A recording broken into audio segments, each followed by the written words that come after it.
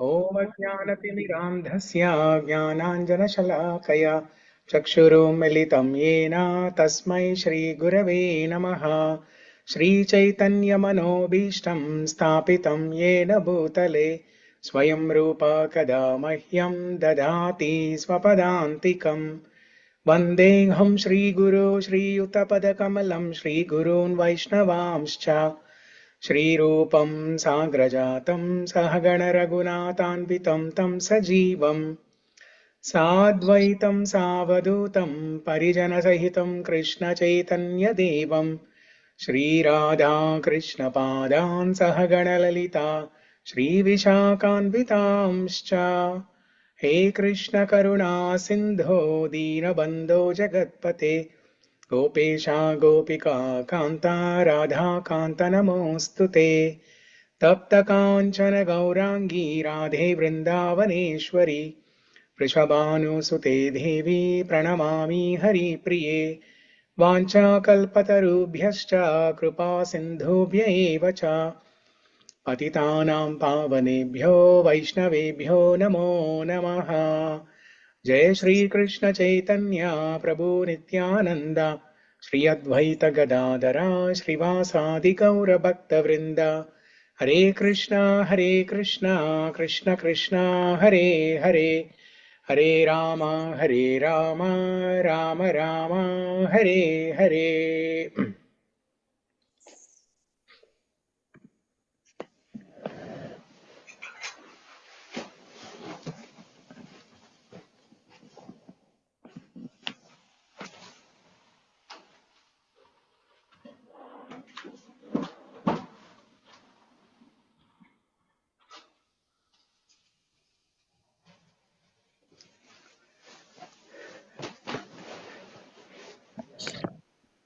Okay, Hare Krishna.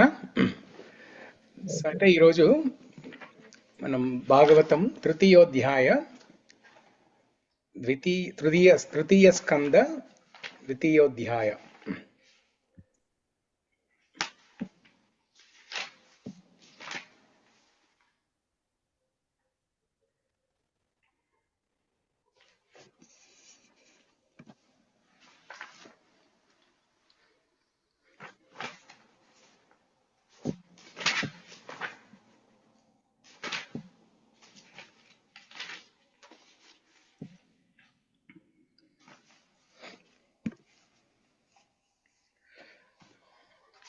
So ఈ అధ్యాయం పేరు శ్రీకృష్ణ భగవానుని స్మరణం.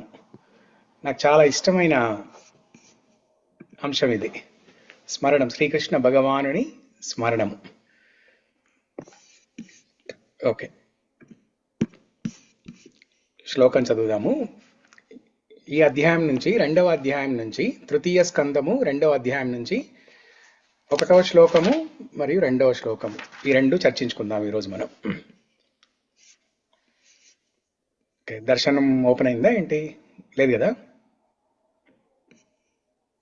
లేదు ప్రభుజీ. లేదు. ఎప్పుడు? ఎన్ని గంటలకి? 7:30 ప్రభుజీ 7:30కి ఓపెన్ అవుతుంది. ఓకే, ఇప్పుడు ఏం క్లాస్ ఉంటుంది? సో 7:30 కంటే ఇంకో హాఫ్ అన్ అవర్ అంతే కదా? అవును ప్రభుజీ.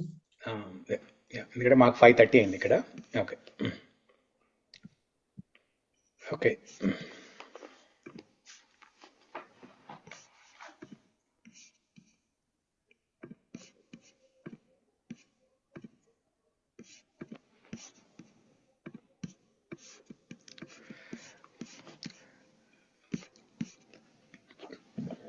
తృతీయ స్కందము ద్వితీయోధ్యాయ 1వ శ్లోకం. శ్రీశుక ఉవాచ ఇతి భాగవతా పృష్టః క్షత్రావార్తం ప్రియాశ్రయాం ప్రతివక్తుం న చోత్సేహ ఔత్కణ్యాత్ స్మారితేశ్వరః. ఇప్పుడు నేను చెప్తాను, ఒక లైన్ మీరు అనండి. ఓకే. ఇతి భాగవతా పృష్టః. इति भागवता पृष्टः క్షత్రావార్తాం ప్రియాశ్రయాం క్షత్రావార్తాం ప్రియాశ్రయాం ప్రతివక్తృం న చోత్సేహ ప్రతివక్తుం న చోత్సేహ ఔత్కణ్యాత్ స్మారితేశ్వరః. ఔత్కంఠ్యాత్ స్మారితేశ్వరః. ఎవరైనా చదువుతారా? హరే కృష్ణ ప్రభుజీ. చదవండి. శ్రీ శుక ఉవాచ ఇతి భాగవత పృష్ట క్షత్రావార్తాం ప్రియాశ్రయాం ప్రతివక్తుం న చోత్సేహాం ఔత్కంఠ్యాత్ పారితేశ్వరః. థ్యాంక్ యూ ప్రభు. హరే కృష్ణ ప్రభుజీ, ప్రణామాలు. ప్రణామాలు. చదవండి. శ్రీ శుక ఉవాచ ఇతి భాగవతః పృష్టః క్షాత్రవార్తాం ప్రియాశ్రయం ప్రతివక్తుం నాచోత్సేహ ఔత్కంఠ్యాత్మరితేశ్వరః. Thank you Prabhuji. ఇంకెవరైనా చదవండి. హరే కృష్ణ. శ్రీ శుక ఉవాచ ఇతి భాగవత స్పృష్ట క్షత్ర వార్తా ప్రియాశ్రయాం ప్రతివక్తుం న చోత్సేహ ఔత్కంఠ్యాత్మరితేశ్వరః. ఓకే, ఇంకెవరు చదువుతారా? ఓకే, సో హరే కృష్ణ చదువుతారా? చదవండి. ఉవాచ ఇతి భాగవత పృష్టా క్షత్రా వార్తాం ప్రియాశ్రయాం ప్రతివక్తుం న చోత్సేహ ఔత్కంఠ్యాత్ స్మరితేశ్వరః. Thank you Prabhuji. శ్రీ సుఖదేవ గోస్వామి ఇట్లు పలికెను. ప్రియతముని శ్రీకృష్ణ భగవానుని వార్తలను గూర్చి పలుకుమని విదురుడు మహాభక్తుడగు ఉద్ధవుని అడిగినప్పుడు ఆ దేవదేవుని స్మరణము వలన కలిగిన అత్యధికమగు ఉత్కంఠత కారణమున అతడు శీఘ్రమే సమాధానం ఒసగలేకపోయెను. దీనికి భాష్యం లేదు, మనము రెండో శ్లోకం చదువుదాము.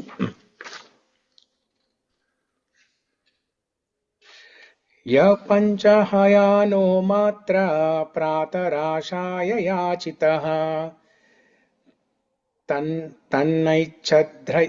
తన్నైచ్ఛద్రరచయన్ యస్య సపర్యాంబాలలీలయా. యం పంచహయనో మాత్ర యం పంచహయనో మాత్ర ప్రాతరాశాయ యాచితః ప్రాతరాశాయ యాచితః తన్మైచ్ఛద్రచయన్ యస్య తన్నైచ్ఛద్రచయన్ యస్య సపర్యాంబాలలీలయా. సపర్యాంబాలలీలయా. చదువుతారా?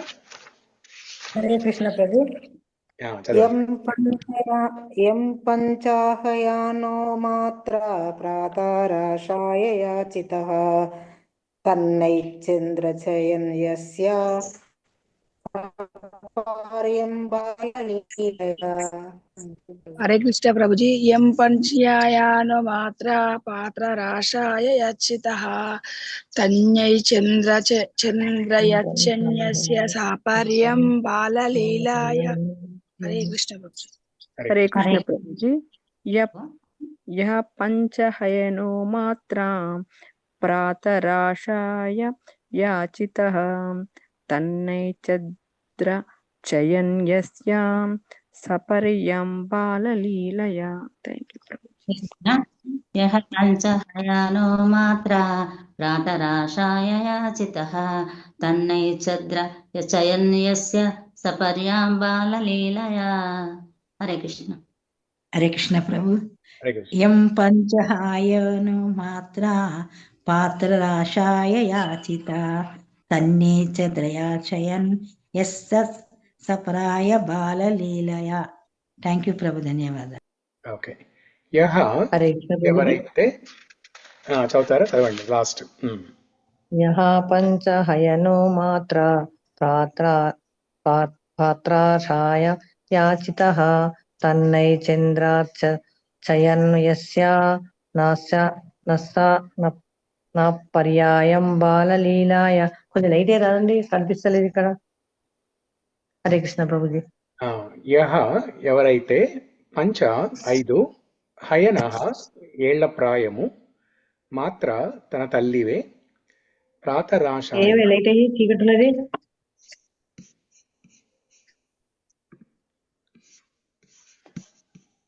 ప్రాతరాశాయ. మాతాజీ మీరు మ్యూట్ లో పోండి మాతాజీ. నేను చేశానులేండి, మ్యూట్ చేశాను నేను. యహ ఎవరైతే 5 హయనః ఏళ్ల ప్రాయము మాత్ర తన తల్లివే ప్రాతరాశాయ ప్రాతకాల భోజనమునకై యాచిత పిలువబడిను తత్ దానిని నా ఇచ్చత్ ఇష్టపడలేదు రచయన్ క్రీడించును యస్య యవాని సపర్యాం సేవ బాలలీలయ బాల్యము. 5 ఏళ్ల ప్రాయము తన బాల్యమునందును శ్రీకృష్ణ భగవానుని సేవలో అత్యంత సంలగ్నమైనట్టివాడు అతడు. అది ఎంతనగా ప్రాతకాల భోజనమునకై తన తల్లి పిలిచినను దానినతడు స్వీకరింప నిశ్చగించడి వాడు కాదు. ఎవరైనా భాష్యం చదువుతారా? ఎవరైనా? హరే కృష్ణ ప్రభుజీ. చదవండి. భాష్యము. తన పుట్టుక నుండి ఉద్ధవుడు శ్రీకృష్ణ భగవానుని సహజ భక్తుడు అనగా నిత్య సిద్ధుడు, ముక్తాత్ముడు. ఆ సహజ స్వభావ కారణమున తన బాల్యము నుండి అతడు శ్రీకృష్ణుని సేవించడి వాడు. కృష్ణుని బొమ్మలతో అతడు ఆడుకొనడి వాడు. వస్త్రములు తొడుగుచు, ఆహారమొసగుచు, పూజించుచు అతడు ఆ బొమ్మలను సేవించెను.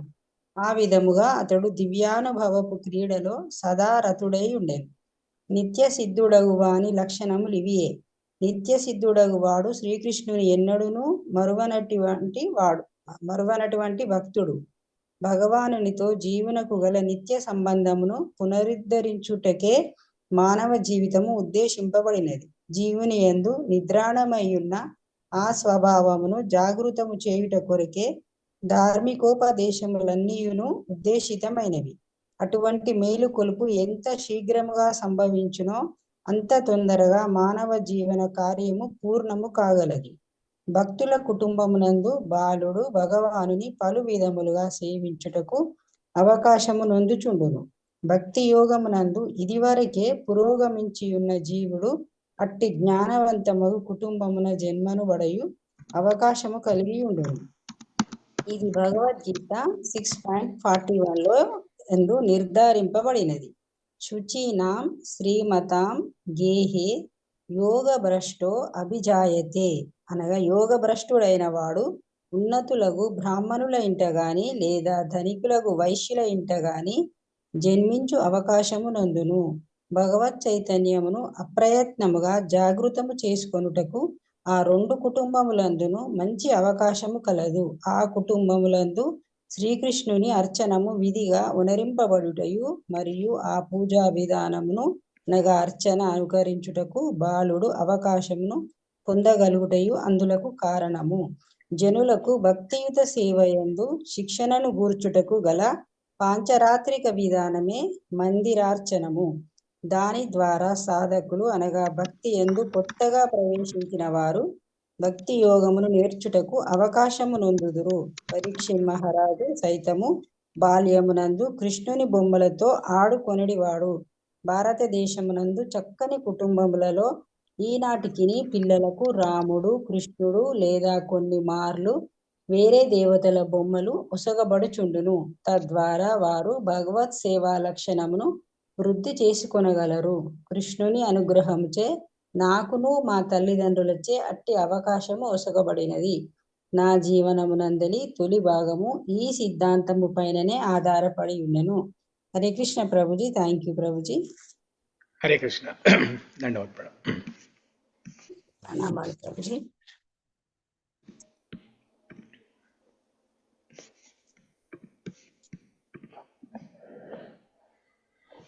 ఓకే, సో ఇక్కడ మనకి ఈ 2వ అధ్యాయంలో విదురుడు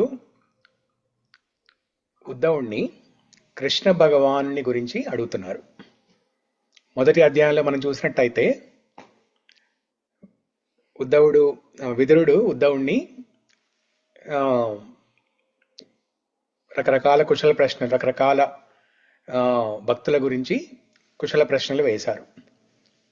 పాండవుల గురించి, కుంతీదేవి గురించి, ధృతరాష్ట్రుడి గురించి, అందరి గురించి కుశల ప్రశ్నలు వేశారు.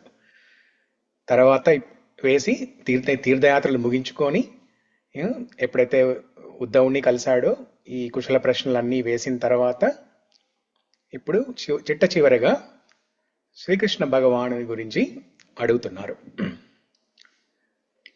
ఇంకా అడగవలసిన వాళ్ళు చాలా మంది ఉన్నారు, కానీ శ్రీకృష్ణ భగవానుని కుశలం తెలుసుకుంటే అందరి గురించి తెలుసుకున్నట్టే. ఇంకా శ్రీకృష్ణ భగవానుని గురించి తెలుసుకుంటే కోటాను కోట్ల భక్తుల గురించి తెలుసుకున్నట్టే. శ్రీకృష్ణ భగవానుడు సంతోషంగా ఉన్నాడు అంటే భక్తులందరూ సంతోషంగా ఉన్నట్టే. శ్రీకృష్ణ భగవానుడు సంతృప్తిగా ఉన్నాడు అంటే భక్తులందరూ సంతృప్తిగా ఉన్నట్టే.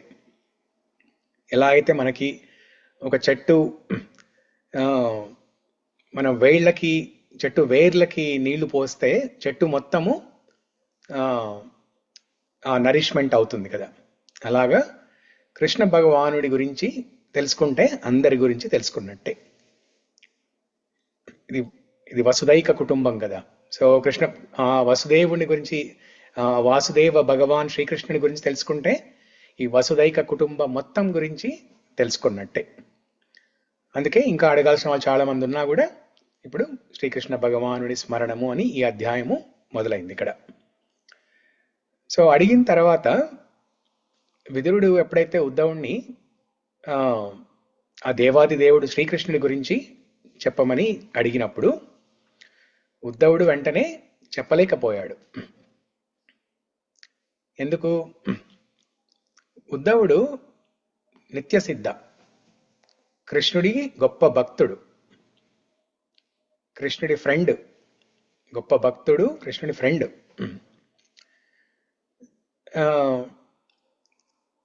చిన్నప్పటి నుంచి చూస్తూ ఉన్నాడు కృష్ణుణ్ణి. ఉద్ధవుడు చూడడానికి కూడా కృష్ణుడిలాగే ఉంటాడు. సో ఎప్పుడైతే విదురుడు కృష్ణ భగవానుని గురించి చెప్పమని అడిగినప్పుడు ఉద్ధవుడు ఒక రకమైన భావోద్వేగానికి లోనయ్యాడు. దాన్ని ఆధ్యాత్మిక భాషలో చెప్పాలి అంటే అష్ట సాత్విక వికారం అని అంటారు. అష్ట సాత్విక వికారం అంటే 8 రకాల 8 రకాల సాత్విక వికారాలు అన్నమాట. ఇవి మామూలు వికారాలు కాదు. మామూలు వికారాలు అంటే ఇప్పుడు మనకి ఏదో ఒక పార్టీకో ఫంక్షన్కో ఏదైనా పెళ్లికో వెళ్ళి అక్కడ భోజనం తింటే ఇంటికి వచ్చిన తర్వాత సాయంత్రమో లేకపోతే మరుసటి రోజు కడుపులో వికారంగా ఉందని, సో లేకపోతే తలనొప్పిగా వస్తుంది, తల వికారంగా ఉందని ఇలా చెప్తుంటారు. ఆ వికారం వేరు. ఆ వికారం అంటే అది రాజసికమైన తామసికమైన వికారం. ఇది సాత్విక వికారం. ఇది మనం కోరుకునే వికారం. ఇది ఇప్పుడు కడుపులో నొప్పి, తలనొప్పి, ఆ వికారాలు మనం వద్దవి. కానీ ఈ వికారం ఏంటంటే సాత్విక వికారం. 8 రకాల వికారాలు, అష్ట సాత్విక వికారాలు. ఇవి మనం కావాలనుకునేవి. కావాలనుకున్నా వచ్చేది కాదు. ఇవి కావాలనుకున్నా కూడా అంత సులభంగా వచ్చేవి కాదు. ఇవి గొప్ప గొప్ప భక్తులకే, మహాభాగవతులకే వస్తాయి. అది చూపించడానికే ఉద్ధవుడు, అంటే మనందరికీ ఒక అవగాహన రావడానికి ఉద్ధవుడు అష్టసాత్విక వికారాలు వెలుగుచ్చాడనమాట. అష్టసాత్విక వికారాలు అన్నీ కాదు, ఉద్ధవుడు ఉద్వేగానికి లోనయ్యాడు. కొన్ని రకాల అష్టసాత్విక వికారాల్ని వెలుగుచ్చాడు. సో ఆ అష్టసాత్విక వికారాలేంటి, ఇంకా వాటి గురించి మనం చర్చించుకుందాము కొద్ది నిమిషాల్లో. దానికన్నా ముందు ఇప్పుడు విదురుడు రకరకాల ప్రాంతాలు తిరిగి తీర్థయాత్రలు చేశాడు. మొదటి అధ్యాయంలో మనం చూసుకున్నాం అదంతా. చూసుకొని చిట్ట చివరిగా ఇక్కడికి వచ్చిన తర్వాత ఎప్పుడైతే ఉద్ధవుణ్ణి కలిశారో, ఉద్ధవుణ్ణి కలిసినప్పుడు ఏమంటారంటే, విదురుడు ఏమంటారంటే, నేను ఇంతటితో తీర్థయాత్రలన్నీ ముగించుకున్నాను, కానీ ఇప్పుడు అసలైన తీర్థ స్నానం చేయాలి అనుకుంటున్నాను. నేను అసలైన తీర్థ స్నానం చేయాలి అనుకుంటున్నాను నేను అన్నారు. ఏంటా తీర్థ స్నానము? విదురుడు చెప్పే తీర్థ స్నానం ఏంటి అంటే, ఏదో పుష్కరిణిలో కానీ లేకపోతే ఏదైనా కొలనులో మునిగి చేసే స్నానం గురించి మాట్లాడుతున్నారా? కాదు. ఎందుకంటే ఆల్రెడీ తీర్థయాత్రలన్నీ ముగించుకొని వచ్చారు. ఆ తీర్థయాత్రలు చేసినప్పుడు ఒక్కొక్క చోట ఒక్కొక్క కొలనులో పుష్కరుణులలో మునిగి స్నానం చేసే అవన్నీ ముగించుకొనే వచ్చారు. కానీ ఇక్కడ ఉద్ధవుడితో మాట్లాడుతున్నప్పుడు ఏం చెప్పారంటే, ఇప్పుడు నాకు నిజమైన తీర్థ స్నానం చేయాలని ఉంది అని అంటారన్నమాట. ఆ తీర్థ స్నానం ఏంటంటే కృష్ణ కథా తీర్థ స్నానం. కృష్ణ కథ తీర్థ స్నానం, కృష్ణ కథామృత తీర్థ స్నానం. అందుకే ఆ దేవాది దేవుడైన కృష్ణ భగవానుడి గురించి అడగడం మొదలుపెట్టారు. మొదలుపెట్టినప్పుడు ఇప్పుడు ఉద్ధవుడు వెంటనే సమాధానం చెప్పలేకపోయాడు. సో చూసారా, ఇప్పుడు ఇద్దరు భక్తులు కలిస్తే వాళ్ళు భగవంతుడి గురించే మాట్లాడుకుంటారు. భగవంతుడి గురించి లేకపోతే వేరే భక్తుల గురించి మాట్లాడుకుంటారు. పరస్పరానుకథనం పావనం భగవత్ యశః మితో రతిర్ మితో తృప్తిర్ నివృత్తైర్ మిత ఆత్మనః. భాగవతంలో చెప్తారు ఏంటంటే పరస్పర అనుకథనం. భక్తులు కలిసినప్పుడు ఒకళ్ళకొకళ్ళు కృష్ణ కథ చర్చించుకోవాలి. అలా చర్చించుకుంటే వాళ్ళకి మితో రతిర్ మితో తృప్తిర్ నివృత్తిర్ మిత ఆత్మనః, ఆత్మ సంతృప్తి, తర్వాత కృష్ణ భగవానుడి పట్ల ఒక రకమైన అట్రాక్షన్, ఆకర్షణ, ఇవన్నీ కలుగుతాయి. మనలో ఉన్న సందేహాలు ఉంటే నివృత్తి. మితో రతిర్ మితో తృప్తిర్ నివృత్తిర్ మిత ఆత్మనః. ఈ మూడు జరుగుతాయి అన్నమాట. పరస్పరానుకథనం వల్ల ఏం జరుగుతాయంటే మనకి సంతృప్తి కలుగుతుంది. కృష్ణ కథ వినడం వల్ల, కృష్ణ కథ ఇంకొకరితో చర్చించుకోవడం వల్ల సంతృప్తి కలుగుతుంది. అది మొట్టమొదటిది. ఇంకొకటి కృష్ణుడి పట్ల ఆకర్షణ కలుగుతుంది. మూడవది మనకు ఉన్న సందేహాలు, ఈ భక్తి సాధనలో మనకున్న సందేహాలు తొలగుతాయి. ఈ మూడు. సో ఇది ఇలా ఉంటుంది. ఇద్దరు భక్తులు కలిసినప్పుడు ఇలా ఉండాలి. చర్చలు అనేవి ఇలాగే ఉండాలి. పూర్వకాలంలో ఇద్దరు భక్తులు కలిసినప్పుడు, ఇద్దరు సాధువులు కలిసినప్పుడు, ఇద్దరు బ్రాహ్మణులు సాధువులు కలిసినప్పుడు వాళ్ళు అడిగే మొట్టమొదటి ప్రశ్న, ఒకళ్ళనొకళ్ళు అడుక్కునే మొట్టమొదటి ప్రశ్న ఏంటంటే, ఆర్ యూ సాటిస్ఫైడ్? నువ్వు సంతృప్తిగా ఉన్నావా అని అడుగుతారు. నువ్వు బాగున్నావా అని అడగరు. మెటీరియల్ వరల్డ్లో ఉన్నప్పుడు ఎలా బాగుంటాం మనం? ఈ భౌతిక ప్రపంచంలో ఉన్నప్పుడు ఎలా బాగుంటాం? అసలు ఆ ప్రశ్నే సబబు కాదు. అది భౌతిక ప్రపంచము ఇది దుఃఖాలయం, అశాశ్వతం. కానీ ఈ బ్రాహ్మణులు సాధువులు కలిసినప్పుడు ఏమడుగుతారంటే మీరు సంతృప్తిగా ఉన్నారా అని అడుగుతారు. ఆ సంతృప్తి అనేది ఎలా వస్తుంది? ఇందాక నేను చెప్పిన భాగవతం శ్లోకంలో మితో రతిర్ మితో తృప్తిర్ నివృత్తిర్ మిత ఆత్మనః. పరస్పరానుకథనం వల్ల వస్తుంది. కృష్ణ కథ చర్చించుకోవడం వల్ల వస్తుంది. భగవత్ స్మరణ వల్ల ఆ సంతృప్తి అనేది వస్తుంది. అంటే ఇద్దరు సాధువులు కలిసినప్పుడు ఒక సాధువు ఇంకొక సాధువుని మీరు సంతృప్తిగా ఉన్నారా అని అడగడంలో ఉద్దేశం ఏంటంటే మీరు భగవత్ స్మరణ చేసుకుంటున్నారా, మీరు ఎల్లప్పుడూ భగవత్ స్మరణలో మునిగి తేలుతున్నారా అని అడగడం. ఎందుకంటే వాళ్ళు భగవత్ స్మరణ చేసుకుంటారు. సాధువుని మీరు భగవత్ స్మరణ చేసుకుంటున్నారా అని అడగడం సబబు కాదు. ఎందుకంటే వాళ్ళు సాధువులు చేసే పనే అది. ఆ స్మరణ వల్ల మీరు సంతృప్తిగా ఉన్నారా,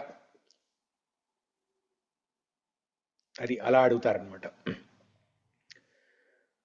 సో అలా కాకుండా ఈ భౌతిక ప్రపంచంలో భక్తులు కాకుండా వేరే ఇద్దరు వ్యక్తులు కలిసినప్పుడు ఎలా ఉంటాయి వాళ్ళ చర్చలు? ఒక రోగి ఇంకొక రోగి కలిశారనుకోండి, ఏముంటాయి చర్చలు అక్కడ? నాకు మోకాళ్ళ నొప్పులు ఉన్నాయి, నీకేమున్నాయి? నాకు బీపీ ఉంది, నీకు షుగర్ ఉందా? నేను ఈ మందులు వాడుతున్నాను, నువ్వేం వాడతావు? నేను ఈ డాక్టర్ దగ్గరికి వెళ్తాను, నువ్వే డాక్టర్ దగ్గరికి వెళ్తావు? నీకెన్నాళ్ళ నుంచి బీపీ, నాకెన్నాళ్ళ నుంచి బీపీ? సో ఇలా అన్నమాట చర్చలు ఇలా ఉంటాయి. ఒక రోగి ఇంకొక రోగి కలిస్తే. అలాగే ఒక భోగి ఇంకొక భోగి కలిస్తే ఎలా ఉంటది? భోగి కలిస్తే వాళ్ళ చర్చలు ఎలా ఉంటాయి? ఎంతసేపు ఎంటర్టైన్మెంట్ గురించి, సినిమాల గురించి, షాపింగ్ గురించి, విహారయాత్రల గురించి, అనవసరమైన విహారయాత్రల గురించి. విహారయాత్రలు చేయాలి, యుక్తాహార విహారస్య, ఒక లిమిట్ ప్రకారం చేయొచ్చు విహారయాత్రలు. కానీ ఈ భోగి మాట్లాడుకునేది ఏంటి? ఎప్పుడు చూసినా అదే అనమాట వాళ్ళు మాట్లాడుకునే విహారయాత్రలు, అనవసరమైన విహారయాత్రలు. సో అలాగే ఒక మూర్ఖుడు ఇంకొక మూర్ఖుడు కలిస్తే వాళ్ళ చర్చ ఎలా ఉంటుంది? వాళ్ళ చర్చ అంతా మూర్ఖత్వంతో నిండి ఉంటుంది, అనవసరమైన విషయాల గురించి.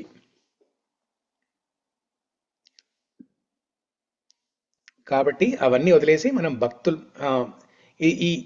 ఈ ప్రాబ్లము మనం భక్తులలో కూడా చూస్తుంటాం. అప్పుడప్పుడు భక్తులు కలిసినప్పుడు కూడా భగవంతుడి గురించి మాట్లాడుకోకుండా వేరే విషయాలకు మాట్లాడుతూ ఉంటారు.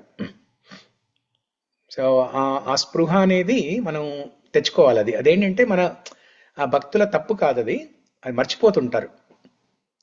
ఆ ప్రాక్టీస్ అనేది లేక ఇలా భగవంతుడి గురించి మాట్లాడుకోవాలి, భగవంతుడి చర్చ చేయాలి, భక్తుల గురించి చర్చ చేయాలి అనేది ఒక స్పృహ అనేది స్ఫురణకు రాదు. అది తెచ్చుకోవాలి, మనం ఒక అలవాటు చేసుకోవాలి. ఆ ప్రాక్టీస్ ఒక హ్యాబిట్ లాగా అలవాటు చేసుకోవాలి మనం అది. సో ఇక్కడ విదురుడు ఉద్ధవుడిని అడిగినప్పుడు ఈ అధ్యాయంలో ఉద్ధవుడు కృష్ణుడి యొక్క బాల్య లీలలు మొదలుకొని రాసలీల వరకు అన్నీ చెప్తారు. ఆ చెప్తున్నప్పుడు ఆనంద బాష్పాలు, ఉద్వేగం, భావోద్వేగము, రకరకాల ఈ అష్టసాత్విక వికారాలలో కొన్ని వికారాలు వెలిబుచ్చుతారు.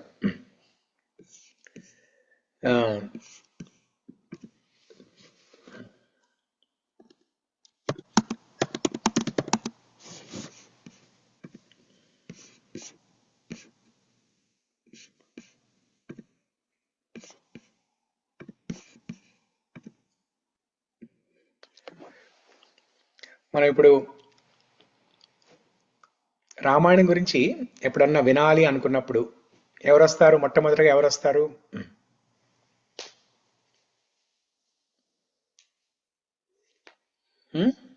చెప్పండి, ఎవరు వస్తారు? హనుమత్ స్వామి వస్తారు ఫస్ట్.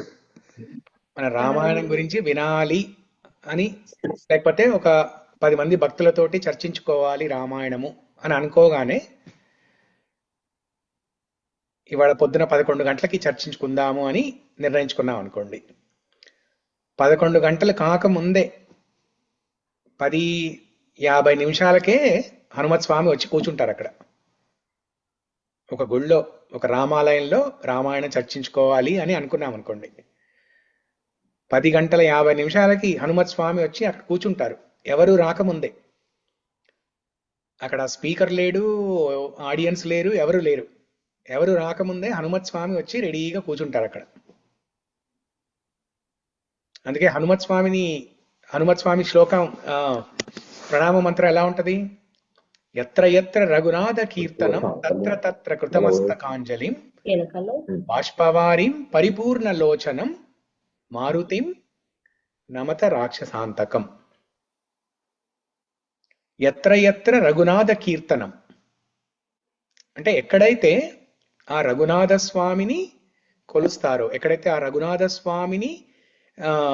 స్వామి కీర్తి గుణగణాలు కీర్తింపబడతాయో తత్ర తత్ర అక్కడ కృతమస్తకాంజలిం అంటే ఇలా 2 చేతులు జోడించుకొని సిద్ధంగా ఉంటాడనమాట. అంతేకాదు ఇంకా ఎలా ఉంటాడు? బాష్పవారి పరిపూర్ణ లోచనం అంటే కళ్ళ నిండా నీళ్లుంటాయి, ఆనంద బాష్పాలుంటాయి. బాష్పవారి పరిపూర్ణ లోచనం మారుతిం నమత రాక్షసాంతకం. చూడండి ఎంత అద్భుతంగా. ఇది ప్రణామ మంత్ర, హనుమత్ స్వామికి ప్రణామ మంత్ర ఇది. ఎత్ర ఎత్ర రఘునాథ కీర్తనం తత్ర తత్ర కృతమస్తకాంజలిం బాష్పవారి పరిపూర్ణ లోచనం మారుతిం నమత రాక్షసాంతకం. ఎక్కడ రామాయణ చర్చ జరుగుతుంది అంటే అక్కడ హనుమత్ స్వామి వచ్చి 2 చేతులు జోడించి కూర్చొని ఆనంద బాష్పాలు నింపుకొని, కళ్ళల్లో నింపుకొని, బాష్పవారి పరిపూర్ణ లోచనం కళ్ళ నిండా పరిపూర్ణంగా కళ్ళ నిండా ఆనంద బాష్పాలు నింపుకొని రెడీగా కూర్చుంటారు. రామాయణం మొదలు పెట్టకముందే ఇంకా. ఎందుకంటే రామాయణం చర్చించుకుంటున్నారు అన్న భావనే హనుమత్ స్వామికి ఒక రకమైన భావోద్వేగాన్ని కలిగిస్తుంది. ఇంకా చర్చ ప్రారంభమై రామాయణ కథ జరుగుతున్నప్పుడు ఇంకెలా ఉంటుందో ఆలోచించుకోండి మీరు. ఇంకా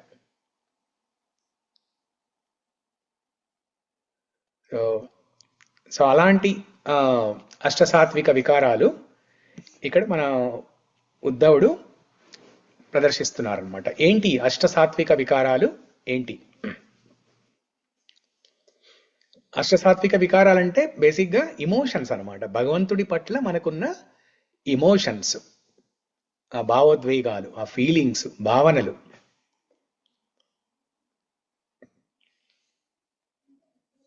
ఇవి మన బాహ్య శరీరంలో, మన హృదయంలో కలిగిన ఈ భావనలు బాహ్య శరీరంలో ప్రదర్శింపబడతాయి. రకరకాల చిహ్నాల ద్వారా, సిమ్టమ్స్ ద్వారా ఇవి బయటికి ప్రదర్శింపబడతాయి. ఏంటి అవి? 8 రకాల అష్టసాత్విక వికారాలు. ఏంటవి? మొట్టమొదటిది స్తంభ అంటే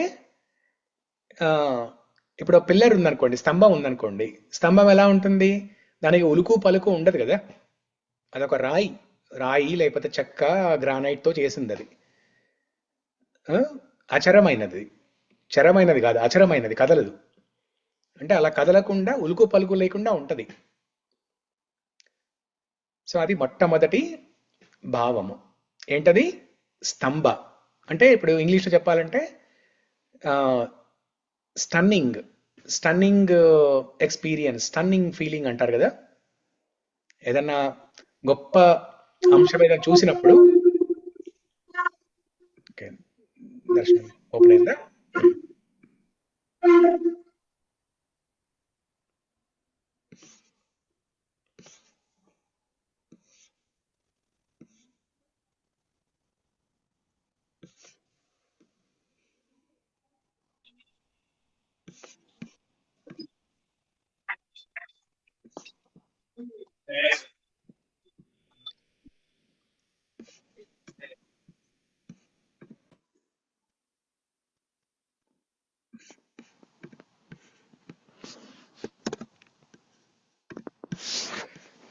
ఓకే, సో మనం ఇప్పుడు అష్టసాత్విక వికారాల గురించి చెప్పుకుంటాం కదా. ఫస్ట్ స్తంభ.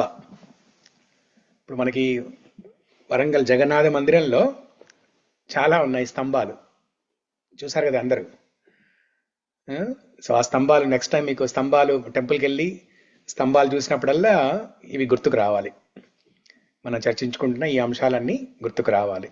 స్తంభ ఫస్ట్ వన్ అంటే స్టన్నింగ్ అనమాట. ఏదన్నా చాలా గొప్పదైన అంశాన్ని చూసినప్పుడు, గొప్ప విషయాన్ని విన్నప్పుడు కానీ ఇట్లా చాలా ఆశ్చర్యానికి లోనవుతారు కదా, స్టన్నింగ్. ఓకే, అది స్తంభ. Next one స్వేద. స్వేద అంటే చెమటలు పట్టడం, పర్స్పైరింగ్, ఒళ్ళంతా చెమటలు పట్టడం. అంటే ఒక రూమ్లో ఫుల్ ఎయిర్ కండిషనింగ్ ఉన్నా కూడా, లేకపోతే ఏదన్నా సిమ్లా, డార్జిలింగ్, ఊటీ, కొడైకెనాల్ అట్లాంటి ఏదన్నా చలి ప్రాంతానికి తీసుకెళ్ళి, చలికాలంలో అలాంటి ప్రాంతంలో ఉన్నా కూడా ఈ భగవత్ స్మరణ లేకపోతే కృష్ణ కథ విన్నప్పుడు చెమటలు పడతాయన్నమాట మహాభాగవతులకి. స్వేద, సెకండ్ వన్ స్వేద. ఫస్ట్ వన్ స్తంభ, సెకండ్ వన్ స్వేద, థర్డ్ వన్ రోమాంచ. రోమాంచ అంటే రోమాలు నిక్కపరుచుకోవడం అనమాట. గూస్ బంప్స్ అంటారు కదా, రోమాలు నిక్కపరుచుకోవడం. మనం ఇది భగవద్గీతలో కూడా చూస్తాం. మనం భగవద్గీతలో సంజయుడు భగవద్గీత అంతా చెప్పిన తర్వాత చివరిలో 18వ అధ్యాయంలో భగవద్గీత ఈ భగవద్గీతను గ్లోరిఫై చేస్తుంటారు, భగవద్గీతను కీర్తిస్తుంటారు. సో అక్కడ కీర్తించేటప్పుడు సంజయుడు చెప్తాడనమాట, ఇత్యహం వాసుదేవస్య పార్థస్య చ మహాత్మనః విస్మయో మే మహాం రాజన్ అద్భుతం రోమహర్షణం. అద్భుతం రోమహర్షణం. So this is wonderful. ఈ భగవద్గీత సంభాషణ, ఈ కృష్ణ భగవానుడు అర్జునుడి సంభాషణ చాలా అద్భుతంగా ఉంది. ఇది రోమాంచితంగా, రోమహర్షణంగా ఉంది. ఓకే, అది. తర్వాత స్వరభేద, నాలుగవది స్వరభేద. స్వరభేద అంటే గొంతులోంచి మాట రాకపోవడం. ఏదో చెప్పాలనుకుంటారు కానీ మాట రాదు. ఇప్పుడు చైతన్య మహాప్రభు జగన్నాథపురిలో జగన్నాథ స్వామి దర్శనం చేసుకునేటప్పుడు జగన్నాథుడి పేరు తలుచుకోవడానికి ప్రయత్నిస్తారు, కానీ ఆ జగన్నాథ పేరు కూడా రాదు మహాప్రభుకి. జ జ జ జ గ గ గ గ గ గ జ గ జ గ గ గ గ గ జ గ జ జ గ గ గ జ గ గ గ గ జ గ జ ఇలా అంటుంటారు. ఆ పేరు రాదు, జగన్నాథ అనే పేరు రాదు. సారీ, స్వరభేద.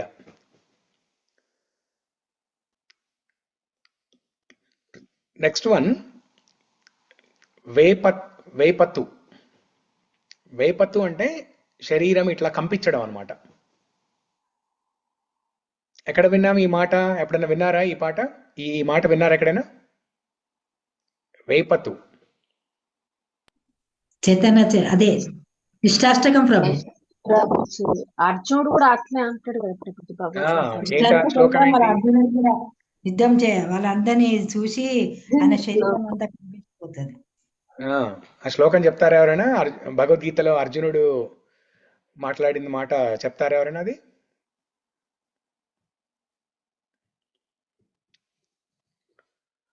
వేపతుశ్చ శరీరే మే రోమహర్షశ్చ జాయతే గాంధీవం సంసతే హస్తాత్ త్వచ్చైవ పరిదహ్యతే. వేపతుశ్చ శరీరే మే అంటే నా శరీరం మొత్తం వణికిపోతుంది. వేపతుశ్చ శరీరే మే రోమహర్షశ్చ జాయతే, నా రోమాలు నిక్కపరుచుకుంటున్నాయి. ఈ రోమాంచితం అవడం అనేది, రోమాలు నిక్కపరుచుకోవడం అనేది రెండు రకాల్లో జరుగుతుంది, రెండు సందర్భాల్లో జరుగుతుంది. ఒకటి ఇందాక చెప్పినట్టుగా ఆనందంతో రోమాలు నిక్కపరుచుకుంటాయి. సంజయుడు 18వ అధ్యాయంలో భగవద్గీతలో చెప్పినట్టుగా, భగవద్గీత ఈ సంభాషణ అంతా వింటుంటే నాకు గూస్ బంప్స్ వస్తున్నాయి అని సంజయుడు అన్నాడు అనమాట. ఆ శరీరం మీద రోమాలు నొక్కపరుచుకుంటున్నాయి, రోమహర్షితున్నాయాను అని చెప్తాడు. అది ఆనందంతో. ఇక్కడ మొదటి అధ్యాయంలో అర్జునుడు ఏమంటున్నాడు? రోమహర్షశ్చ జాయతే అంటే ఆ దుఃఖంతో హృదయ దౌర్బల్యంతో దుఃఖంతో రోమాంచితుడయ్యాడనమాట. బాధతోటి రోమాంచితుడయ్యాడు. ఇక్కడ సంజయుడేమో ఆనందంతో రోమాంచితుడయ్యాడు. ఇక్కడ అర్జునుడు మొదటి అధ్యాయంలో వేపతుశ్చ శరీరేమే రోమహర్షశ్చ జాయతే గాంధీవం సంసతే హస్తా త్వచ్చైవ పరిదహ్యతే. నా శరీరం అంతా వేడెక్కింది, గాంధీవం నా చేతిలోంచి జారిపోతుంది, నా గొంతు పొడి ఆరిపోతుంది అంటారు కదా, గొంతు ఎండిపోతుంది. సో ఇలాంటివన్నీ చెప్తారు అక్కడ అర్జునుడు. సో రోమాంచ స్వరభేద వేపత్తు. వేపత్తు అంటే ట్రెంబ్లింగ్ అనమాట. శరీరం అంతా వణికిపోవడం, ఇట్లా అన్ని అవయవాలు ఇట్లా వణికిపోవడం, భయంతో వణికిపోవడం, అది అర్జునుడు చూపించాడు అక్కడ. ఇక్కడ మాత్రం ఆనందంతో భగవత్ స్మరణ లేదా కృష్ణ కథ వింటున్నప్పుడు ఆనందంతో వణికిపోవడం కూడా జరుగుతుంది. తర్వాత అంశము 6వ అంశము వైవర్ణ. వైవర్ణ అంటే శరీరం రంగు మారుతుంది. శరీరం ఈ స్కిన్, చర్మం, శరీరం మీద ఉన్న స్కిన్ చర్మం రంగు మారుతుంది. సో పేలవంగా అవడము, లేకపోతే రకరకాల రంగులు మారడము అట్లా అవుతుంటది. ఎందుకంటే ఆ ఆనందంతో హరికథ వింటున్నప్పుడు, కృష్ణ కథ వింటున్నప్పుడు, భగవత్ స్మరణ చేసుకుంటున్నప్పుడు ఈ మహాభాగవతులకి ఆ కలిగిన ఆనందంతో శరీరంలో కెమికల్ చేంజెస్ జరిగి, రసాయన మార్పులు జరిగి, శరీరంలో కణకణాలలో రసాయన మార్పులు జరిగి దాని ఫలితంగా శరీర ఈ చర్మ రంగు మారడం అనేది జరుగుతుంది. రంగు మారడం అంటే రకరకాల కలర్స్ కాదు, ఫేడ్ అవుతుంది అంటారు కదా, పేలవంగా అవుతుంది, తెల్లగా అవడం. నల్లగా ఉన్న శరీరం కూడా తెల్లగా అవడం, పేలవంగా అవడం, అట్లా అంటే రక్తం లేనట్టుగా అవడం అనమాట. ఇప్పుడు పేలవంగా ఎప్పుడు అవుతుంది? రక్త కణాలు లోపించినప్పుడు పేలవంగా అవుతుంది శరీరం. అది. తర్వాత 7వ వికారం ఏంటంటే టీయర్స్, అశ్రు, ఆనంద బాష్పాలు. తర్వాత 8వది ప్రళయ. ప్రళయ అంటే ఇంకా వాళ్ళు ఇంకా అన్కాన్షియస్ అయిపోతారనమాట. వాళ్ళు అన్కాన్షియస్ అయిపోతారు. ఇంకా ఈ ఏమంటారు దాన్ని తెలుగులో,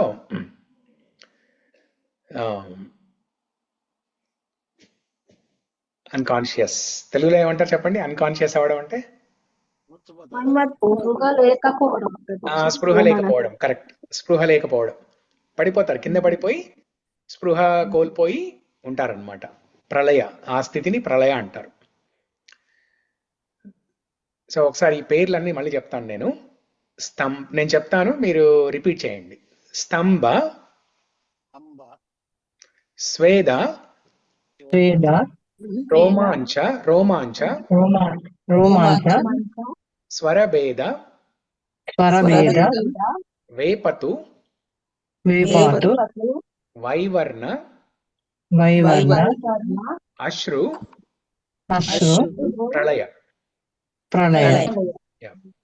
సో ఇవి అష్టసాత్విక వికారాలు అన్నమాట. మనకి ఇది మనం చాలా భక్తుల విషయాలలో చూస్తుంటాం ఇలా ఈ జరిగినవి. భక్తులే కాదు, భగవంతుడు కూడా ఈ అష్టసాత్విక వికారాలు ప్రదర్శించిన సందర్భాలు ఉన్నవి. ఏంటది? ఫస్ట్ భగవంతుడి గురించి చెప్పుకుందాము, తర్వాత భక్తుల గురించి. ఎలా అయితే ఉద్ధవుడు ఇప్పుడు ఈ అష్టసాత్విక వికారాలు ప్రదర్శిస్తున్నారో ఆ సందర్భంగా మనం చర్చించుకుంటున్నాం ఇదంతా. సో ఇప్పుడే మనం దర్శనం చేసుకున్నాము, జగన్నాథ స్వామిని దర్శనం చేసుకున్నాము. అందరికీ తెలుసు కదా, జగన్నాథ స్వామికి ఆ జగన్నాథ బలదేవ సుభద్రులకి ఆ రూపం ఎలా వచ్చిందో అందరికీ తెలుసా?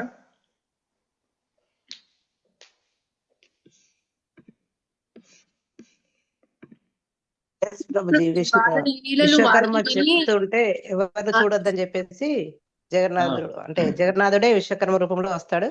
ఎవరు చూడొద్దు తెరవద్దు అంటే ఇంకా ఎంతో లేదని తెలుసుకోవడానికని ఆ డోర్స్ ఓపెన్ చేసేసరికి అక్కడ వరకే అయిపోతుంది ప్రభుజీ విగ్రహ అది విగ్రహం చేసేటప్పుడు వాళ్ళ పాస్ట్ టైమ్స్ వాళ్ళే విని ఆశ్చర్యపోతారు. అది చెప్పండి మొత్తం చెప్పండి. సౌజన్య మాతాజీ యా ప్రభుజీ హరే కృష్ణ. చెప్పండి మొత్తం చెప్పండి. అది ద్వారకాలో 16,000 వైఫ్స్ మధ్యలో రుక్మిణి కాదు రోహిణి మాత కి పాస్ట్ టైమ్స్ డిస్కషన్ మధ్యలో చెప్తూ ఉంటది. సో అది చాటుగా వింటారనమాట ముగ్గురు. సో అది విని వాళ్ళు సర్ప్రైజ్ ఎక్స్ట్రసీకి లోన్ అవుతారు.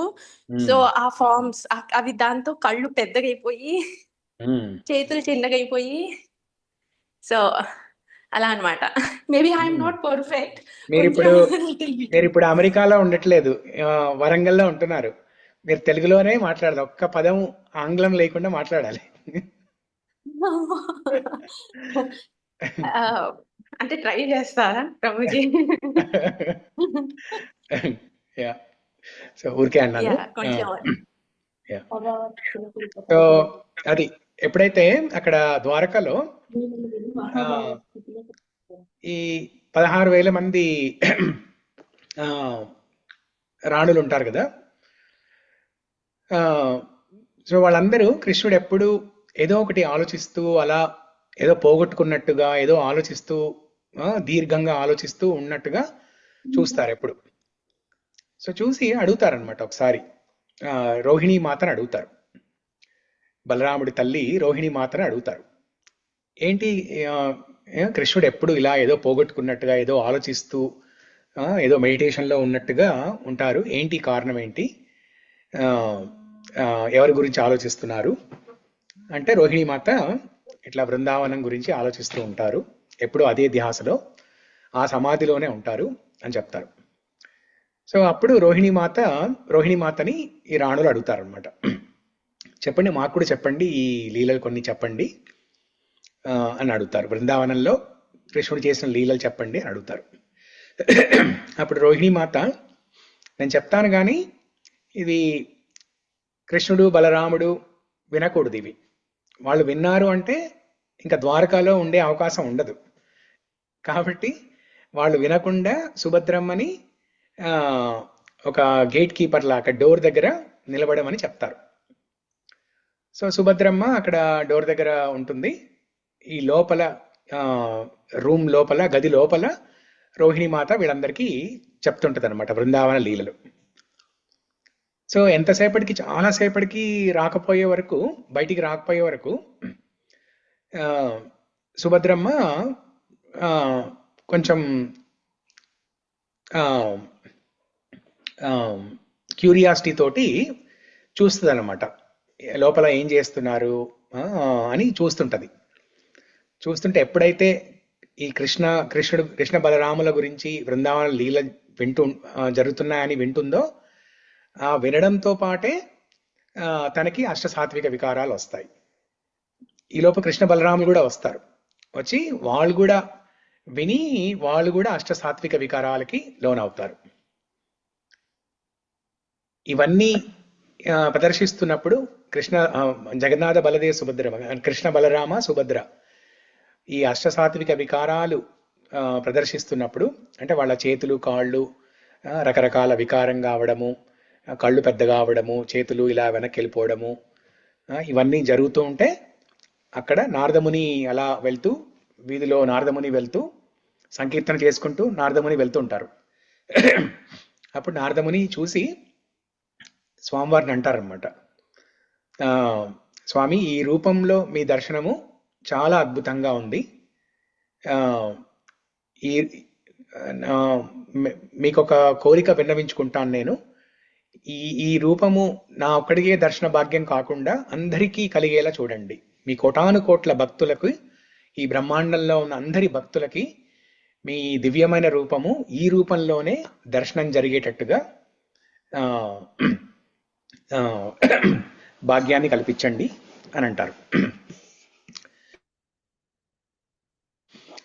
అప్పుడు స్వామివారు సరే నీ కోరికను మన్నిస్తున్నాను అని చెప్పేసి మనకిప్పుడు జగన్నాథ బలదేవ సుభద్ర రూపంలో ఆ అష్టసాత్విక వికారాలు ప్రదర్శించిన రూపము కనపడుతుందన్నమాట.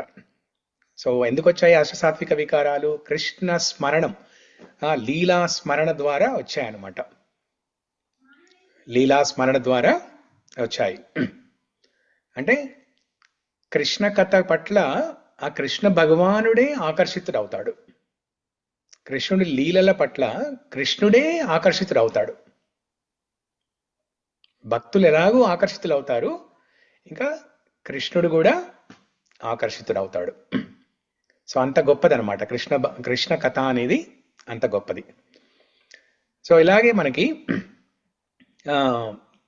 చూసుకున్నట్టయితే ముకుందమాల స్తోత్రాల్లో కులశేఖర ఆళ్వారు కూడా ఈ అష్టసాత్విక వికారాల గురించి చెప్తారు ఒక శ్లోకంలో. ఏంటది? బద్ధేనాంజలినానతేన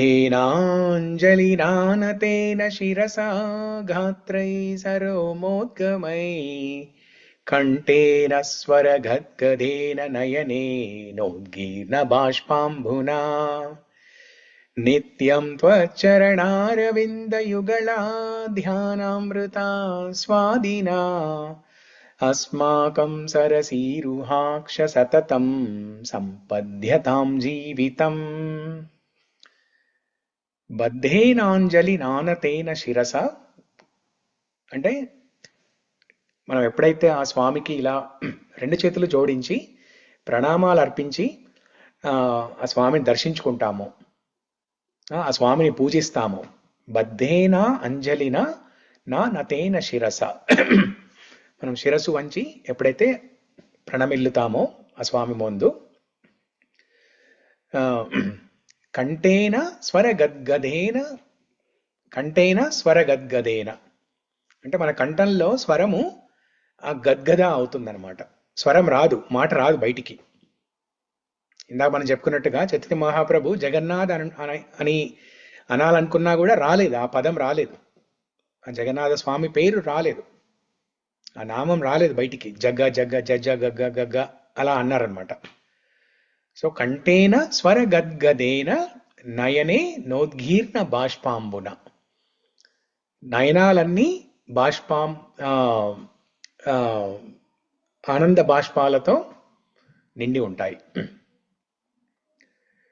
సో కంఠేన స్వర గద్గదేన నయనే నోద్గీర్ణ బాష్పాంబున నిత్యం త్వచ్చరణారవింద యుగళ ధ్యానామృతాస్వాదిన. ఎప్పుడైతే ఆ దేవాది దేవుని పాదపద్మ స్మరణ చేసుకోగానే ఈ అష్టసాత్విక వికారాలన్నీ కలుగుతాయన్నమాట. కొంతమందికేమో కృష్ణ కథ చర్చించుకుంటే అవుతుంది, కొంతమందికేమో స్వామిని తలుచుకోగానే అవుతుంది. సో ఇలాగే మనకి వేరే వేరే ఉదాహరణలు కూడా ఉన్నాయి. ఒకసారి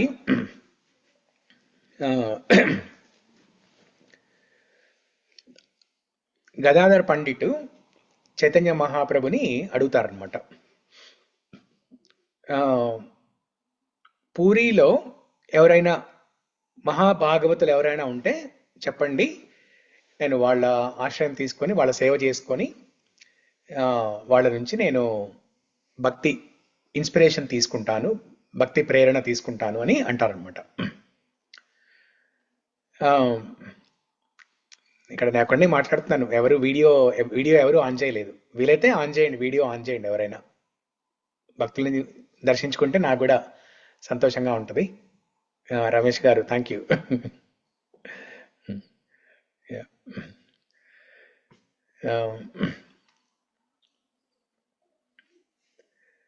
సో అక్కడ గదాధర్ పండిట్ చైతన్య మహాప్రభుని అడుగుతారనమాట, ఏమని, ఈ పట్టణంలో మహాభాగవతులు ఎవరైనా ఉంటే చెప్పండి అని అడుగుతారు. అప్పుడు మహాప్రభు ఏమంటారంటే, ఇక్కడ పుండరీక విద్యానిధి అని ఒక భక్తుడు ఉన్నాడు, మహాభక్తుడు, మహాభాగవత అని చెప్తారు. గదాధర్ పండిట్ పుండరీక విద్యానిధి ఇంటికి వెళ్తారు. వెళ్ళగానే అక్కడ పుండరిక విద్యానిధి మంచి రాయల్ ఫ్యామిలీకి చెందినవాడు అనమాట, రాజవంశాలకి చెందినవాడు. సో మంచి ఖరీదైన ఇల్లు, లోపల కూడా ఖరీదైన ఫర్నిచరు, ఖరీదైన వస్త్రాలు ధరించి అలా ఉంటారనమాట. సో గదాధర పండిట్ అక్కడికి వెళ్ళి చూసి, ఇదేదో నేను రాంగ్ అడ్రస్కి వచ్చాను, ఇక్కడ పొరపాటున మహాప్రభు వేరే ఎవరి పేరో చెప్పబోయి ఈ పేరు చెప్పారు, లేకపోతే ఇది పుండరిక విద్యానిధి ఇల్లు కాదేమో, ఇది నేనే రాంగ్ అడ్రస్కి వచ్చి ఉంటాను నేను బహుశా అని అనుకుంటారన్నమాట. అనుకొని వెళ్ళిపోతారు, మళ్ళీ మహాప్రభు దగ్గరికి రిటర్న్ వెళ్ళిపోతారు. సో వెళ్ళిపోయి ఇలా చెప్తారనమాట, మీరు మహాభాగవతుల గురించి చెప్పమంటే ఎవరో మహాభోగుల గురించి చెప్పారు, మహాభోగి అడ్రస్ ఇచ్చారు మీరు, మహాభాగవత అడ్రస్ ఇమ్మంటే మహాభోగి అడ్రస్ ఇచ్చారు మీరు. సో నాకు కావాల్సింది మహాభాగవత, మహాభోగి కాదు అని అంటారు. అంటే నేను ఇచ్చింది కరెక్ట్, నేను చెప్పిన కరెక్ట్ పేరే, నేను చెప్పిన అడ్రస్ కూడా కరెక్టే, అది మహాభాగవతే, పుండరిక విద్యానిధి ఇల్లే, నువ్వు చూసింది కరెక్టే. అయితే ఈసారి మళ్ళీ వెళ్ళు, నువ్వు అక్కడికి మళ్ళీ వెళ్ళి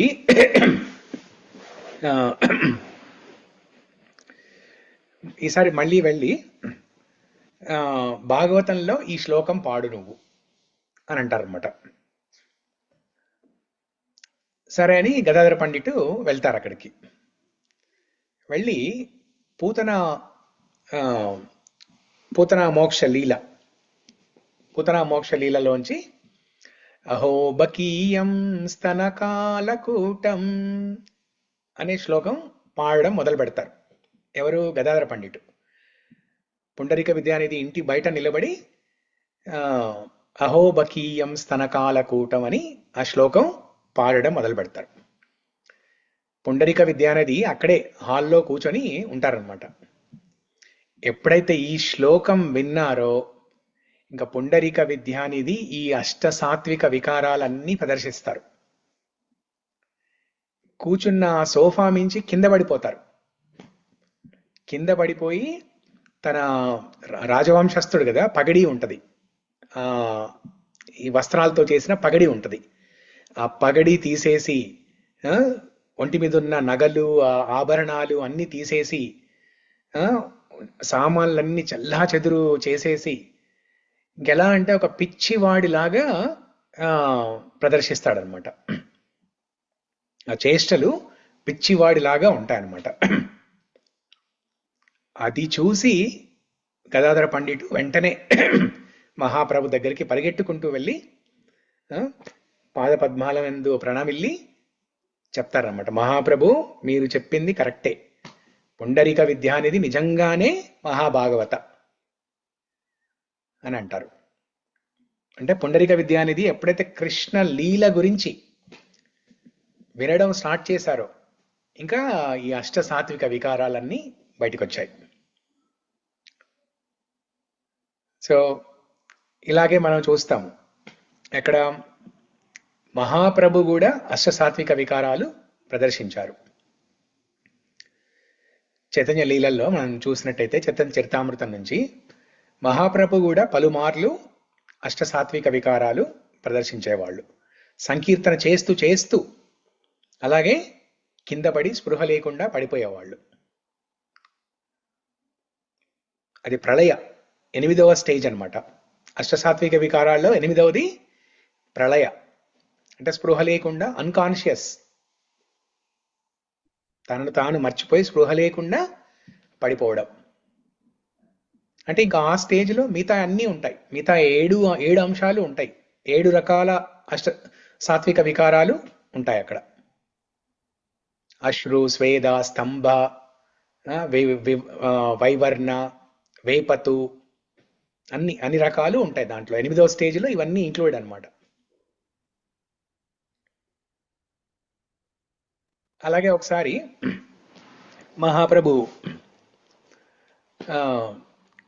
మహాప్రభుని చూడాలనుకొని ఒక భక్తుడు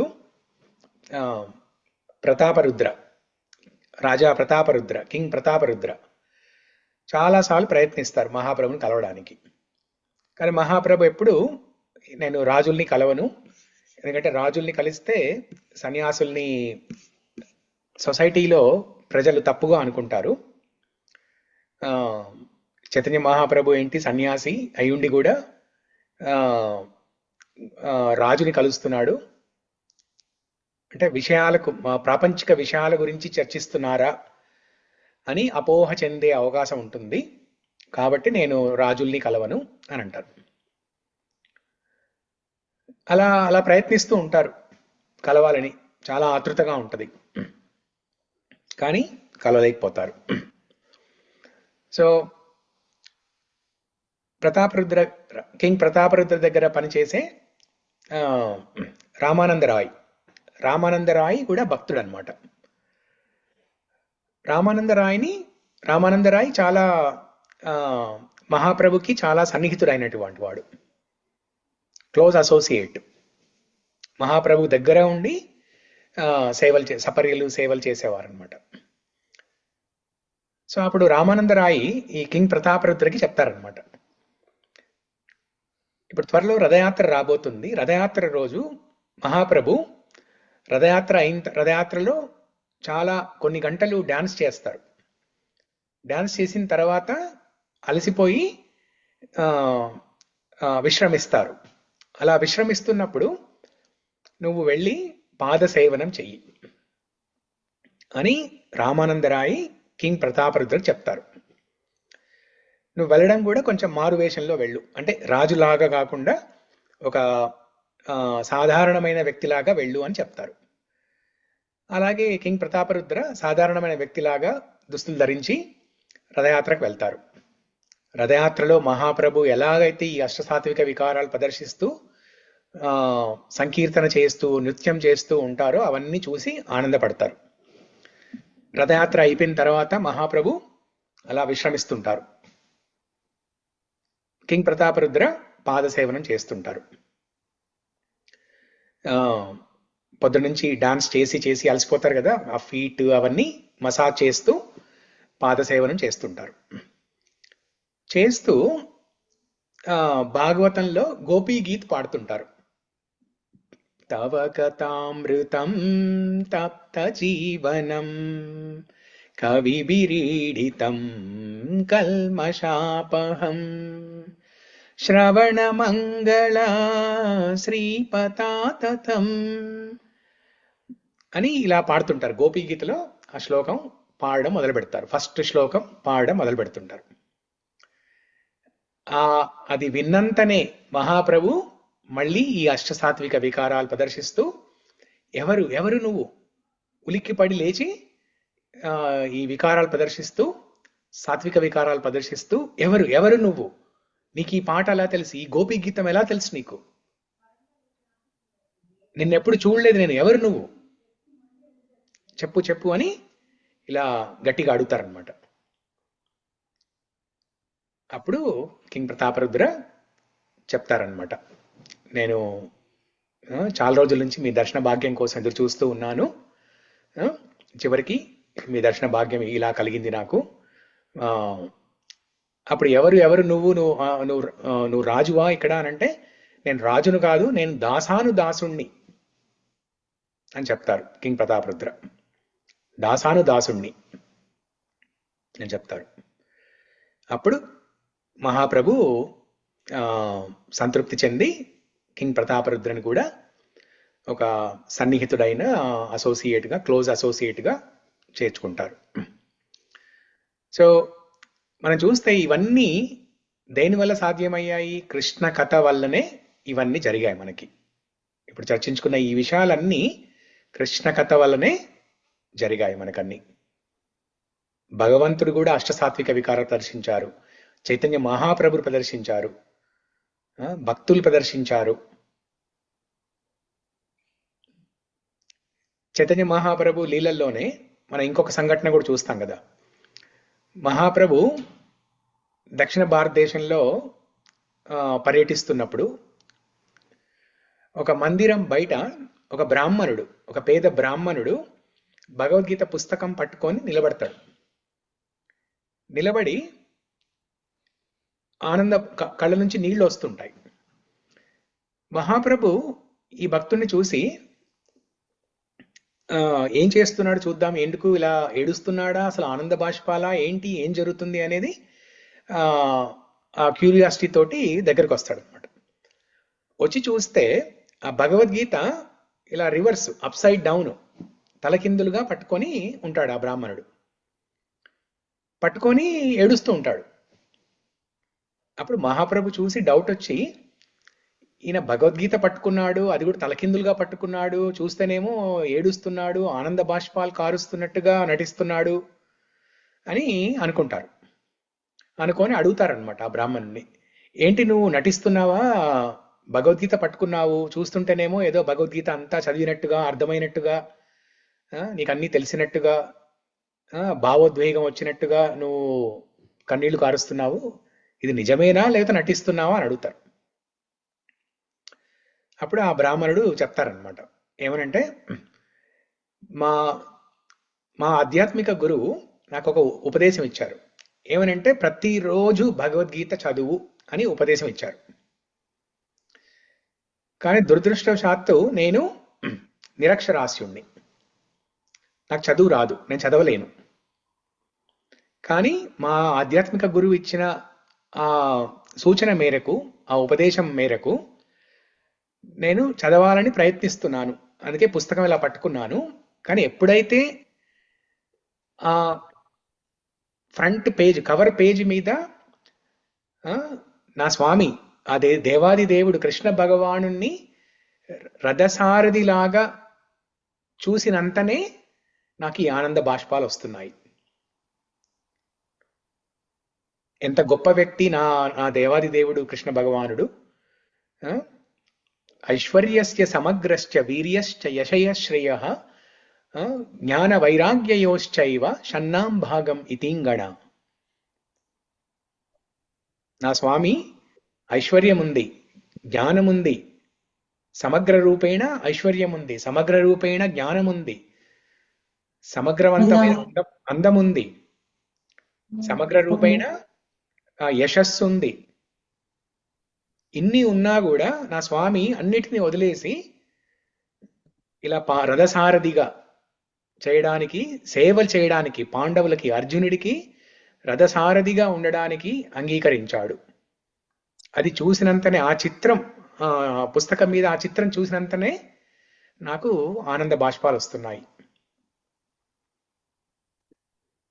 సో ఇది కూడా అష్టసాత్విక వికారాల్లో ఒకటి అనమాట. అశ్రు అనేది ఆరవ అంశం. అది విన్నంతనే మహాప్రభు అంటారు. నేను ఇంతవరకు ఎంతో మందిని కలిశాను, గొప్ప గొప్ప స్కాలర్స్ని, పండిట్లని కలిశాను. వాళ్ళెవ్వరికీ అర్థం కాని భగవద్గీత నీకు సమగ్రంగా అర్థమైంది. నువ్వు భగవద్గీత యొక్క ఆ ఎసెన్స్ని, అంటే ఆ ముఖ్యమైన అంశాన్ని నువ్వు సరిగ్గా అర్థం చేసుకున్నావు. నీ భక్తికి, భగవద్గీత పట్ల ఉన్న నీ భక్తికి నేను ప్రసన్నున్నయ్యాను అని చెప్తారు. సో ఇలాగా మనం ఇప్పుడు పొద్దున్నే మంగళారతిలో మనం సంసార దావా నల్లీద లోక చేస్తాం కదా, అక్కడ గురువుని ఎలా కీర్తిస్తారు? అక్కడ మహాప్రభు కీర్తన నిత్య గీత ఏమంటా తర్వాత చెప్పండి.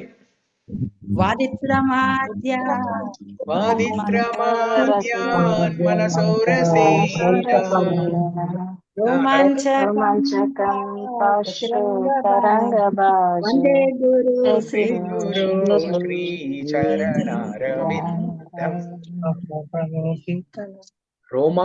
కంప శృతరంగ బాజో.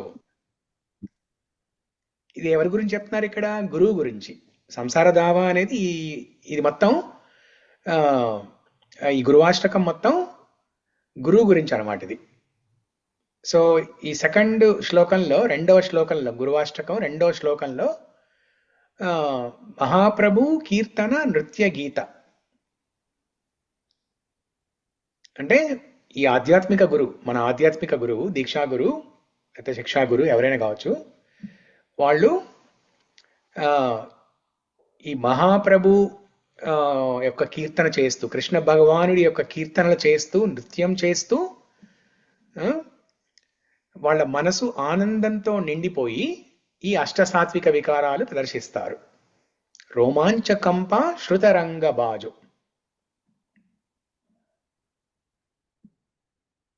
రోమాంచకంప శృతరంగ బాజు.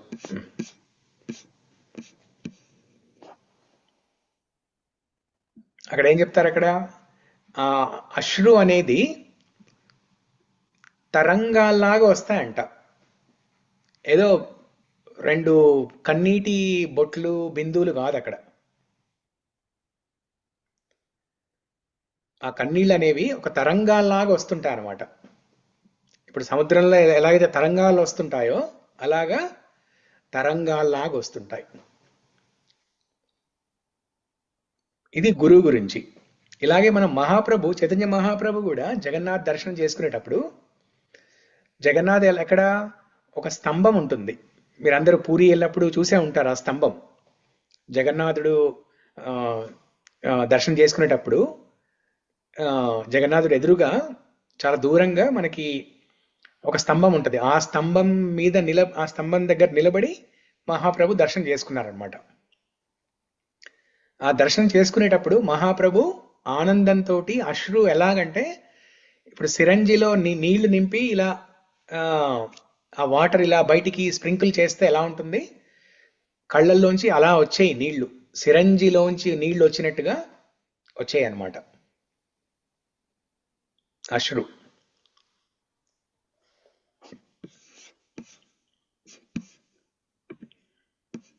మనకి శిక్షాష్టకంలో కూడా ఉంది ఒక శ్లోకం ఇలాంటిది. ఏంటది చెప్తారా ఎవరైనా?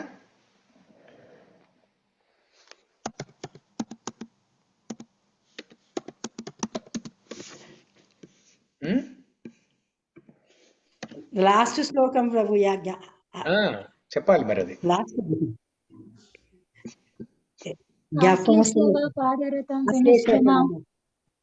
ఆదర్శనాన్ మర్మహతాం కరోతు యదా తదా విదతాతి లంపటు మత్ప్రాణనాదస్తు సయేవ నాపరః.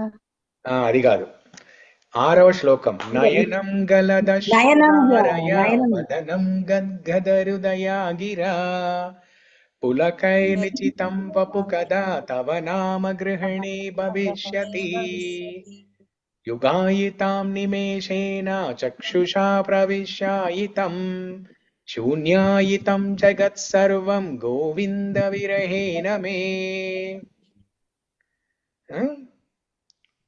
నయనం గలదశ్రుధారయ వదనం గద్గద హృదయాగిర.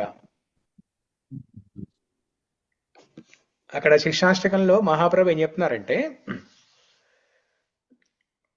ఓ స్వామి, అంటే కృష్ణుడిని ప్రార్థిస్తున్నారన్నమాట. ఓ స్వామి, నీ పేరు విన్నంతటనే నాకు ఎప్పుడు కళ్ళల్లో నీళ్లు వస్తాయి, ఆనంద బాష్పాలు వస్తాయి. నీ పేరు విన్నంతనే, నీ పేరు చెప్పాలనుకుంటూ నీ నామ జపం చేసే ప్రయత్నంలో నా కంఠము ఎప్పుడు గద్గదం అవుతుంది. నీ పేరు విన్నంతనే, లేకపోతే నీ నామ జపం చేస్తున్నప్పుడు నా ఒంటి మీద రోమాలు ఎప్పుడు నిక్కబడుచుకుంటాయి. పులకై నిచితం వపు కదా, ఇవన్నీ ఎప్పుడు జరుగుతాయి స్వామి నాకు అని ఒక భక్తుడిలాగా మహాప్రభు ఆ కృష్ణ భగవానుని అడుగుతున్నారు. యుగాయితాం నిమేషేన అంటే ఒక క్షణము ఒక యుగంలాగా అనిపిస్తుంది. శూన్యాయితాం జగత్ సర్వం, ఈ ప్రపంచం మొత్తం శూన్యంగా అనిపిస్తుంది. ఎందుకు? గోవింద విరహేనమే. అంటే నీ నుంచి దూరంగా ఉన్నాను కాబట్టి నేను ఇప్పుడు నాకు ఈ ఈ జగత్తంతా శూన్యంగా అనిపిస్తుంది. ఒక నిమిషము ఒక యుగంలా అనిపిస్తుంది. నాకు నీ దర్శనం ఇవ్వు స్వామి అని ప్రార్థిస్తారు. సో ఇలాంటి భావనలు మనకి కలగాలి. ఆ ఉద్దేశంతో ఇక్కడ ఉద్ధవుడు ఎప్పుడైతే విదురుడు కృష్ణ దేవాది దేవుడు కృష్ణ భగవాన్ గురించి చెప్పమని అడుగుతారో అప్పుడు వెంటనే చెప్పకుండా ఆనందంతో ఉద్వేగంతో ఈ సాత్విక వికారాలు ప్రదర్శించి అప్పుడు చెప్పడం మొదలు పెడతారు. కృష్ణుడి గురించి చెప్పడం మొదలు పెడతారు. ఈ అధ్యాయంలో ఇంకా తర్వాత శ్లోకాలన్నిట్లో బాల్య లీలలు మొదలు పెట్టుకొని రాసలీల వరకు అన్నీ చెప్తూ ఉంటారనమాట. చెప్తూ ఈ అశ్రు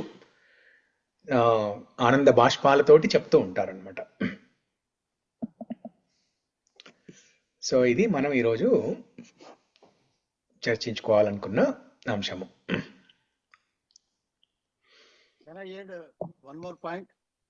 చెప్పండి చెప్పండి చెప్పండి. ఇప్పుడు నిత్యానందుడు మధురలో ఉంటాడు, చైతన్య మహాప్రభు నవద్వీపంలో ఉంటారు. వీళ్ళిద్దరూ కలవాలన్నమాట. అయితే నిత్యానందుడు ఏమనుకుంటాడంటే గౌరంగ మహాప్రభు ఎప్పుడైతే తన లీలను ప్రదర్శిస్తాడో అప్పుడే నేను వెళ్తాను అనుకుంటాడు.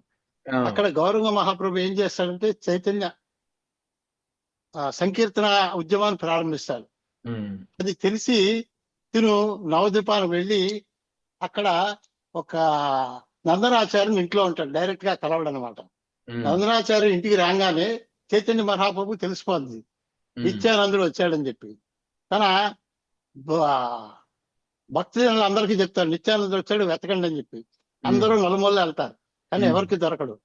కానీ చైతన్య ప్రభు డైరెక్ట్ గా ఈ యొక్క నందనాచార్యుని ఇంటికి వస్తున్నప్పుడు ఈ నిత్యానందుడు మెడిటేషన్ లో ఉంటాడు అనమాట. అప్పుడు ఎవరైతే నందనాచార్యుడు ఉన్నాడో అతన్ని భాగవతంలో ఒక శ్లోకం చదవమని అడుగుతాడు. అతను చదవంగానే నిత్యానందుడు కళ్ళు తెరిచి ఎదురున్న చైతన్య మహాప్రభుని చూసి ఆనందాశ్రులు కాలుస్తారనమాట. మొన్న నిత్యానంద మన త్రయోదశి జరిగింది కదా, బ్యాక్ టు హెడ్ బుక్ లో ఈ కథ ఉందన్నమాట. Back to head Telugu version లో ఈ కథ ఉంది మ్యాగజైన్ లో. సో మీరు ఇప్పుడు చెప్తుంటే గుర్తుకొచ్చి సరే షేర్ చేశాను. పర్మిషన్.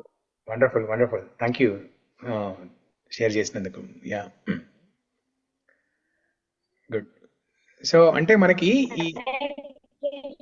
ఇవన్నీ విన్నప్పుడు మనకి కూడా ఒక ప్రేరణ కలుగుతుంది అనమాట. అంటే కృష్ణ కథ పట్ల, భాగవతం పట్ల, కృష్ణ స్మరణ పట్ల మనకి ఒక ఆసక్తి అనేది కలగాలి. ఆ ఆసక్తితో చేస్తే వస్తాయి, తప్పకుండా వస్తాయి. నేను మొన్న ఈ విష్ణు సహస్రనామ పారాయణము, నేను కొత్తగా విష్ణు సహస్రనామ క్లాసెస్ స్టార్ట్ చేశాను. ఆ క్లాసెస్లో ఒకతను మేమందరం కూర్చొని పారాయణం చేస్తున్నాము. వెంకటేశ్వర స్వామి టెంపుల్లో కూర్చొని పారాయణం చేస్తుంటే ఒకతను మొత్తం విష్ణు సహస్రనామ స్తోత్రం మొత్తం ఆయన కంఠస్థం చేసి చెప్తున్నారనమాట. పారాయణం చేస్తుంటే మధ్యలో ఒకసారి ఇలా షివరింగ్ లాగా, అంటే దాన్ని ఏమంటారు, జలధరింపు, ఇలా జలధరించినట్టుగా చేశారనమాట ఆయన.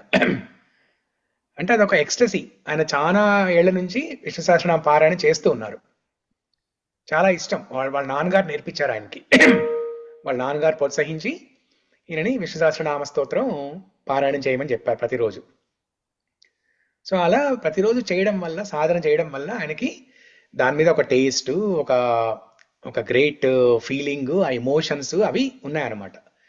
దాంతో ఆ పారాయణం చేస్తున్నప్పుడు ఒక చిన్న జలధరింపు లాగా చూశాను నేను. ఒక క్షణకాలం పాటు చూశాను అది. సో అంటే ఇది ప్రాక్టికల్ అనమాట. నేను ఎందుకు చెప్తున్నానంటే ఈ విషయము, ఇప్పుడు మనం చూసుకుంటే ద్వాపరలో 5000 years బ్యాక్ కృష్ణ భగవానుడు, బలరాముడు, సుభద్ర వాళ్ళు ప్రదర్శించారు అష్టసాత్విక వికారాలు. 500 సంవత్సరాల క్రితం మహాప్రభు, చైతన్య మహాప్రభు ప్రదర్శించారు, బలరాముడు ప్రదర్శించాడు, నిత్యానంద ప్రభు ప్రదర్శించారు, రకరకాల భక్తులు ప్రదర్శించారు. ఇందాక మన కులశేఖర ఆళ్వార్ చెప్పినట్టుగా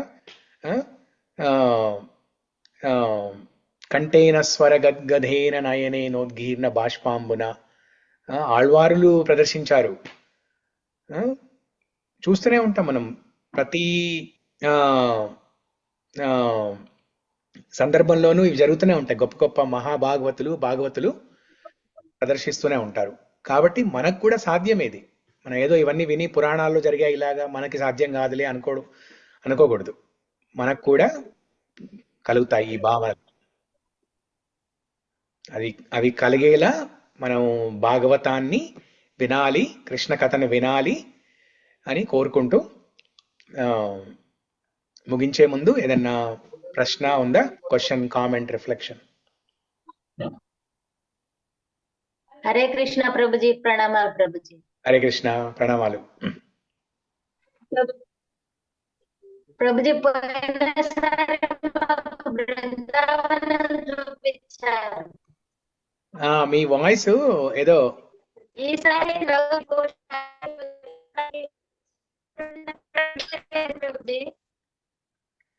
మీ వాయిస్ ఏదో రోబో లాగా వస్తుందండి. ఏదో మరి ఫోన్ మీరు మళ్ళీ డిస్కనెక్ట్ చేసి వారు ఏమైనా ఎక్స్ప్రెస్ చేస్తున్నారంటే మీ యొక్క ఈ యొక్క డిస్కోర్సెస్ ద్వారా బృందావనం మేము చూసినట్టు అయిందని చెప్పి ఆ భావనాన్ని వారు మాతాజీ వ్యక్తం చేస్తున్నారు. What I understand. అదేనా మాతాజీ?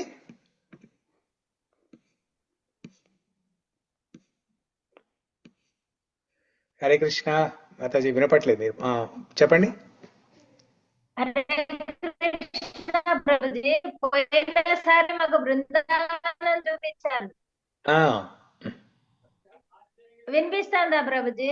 ఇప్పుడు వినిపిస్తుంది, చెప్పండి. ఈసారి మాకు నవదీపు, పూరి, జగన్నాథ్ పూరి, జగన్నాథ్, సుభద్ర, బలదేవుని, విద్యాభూషణ్ అందరినీ చూపించారు ప్రభుజీ. చాలా చాలా ధన్యవాదాలు మీకు. ధన్యవాదాలు.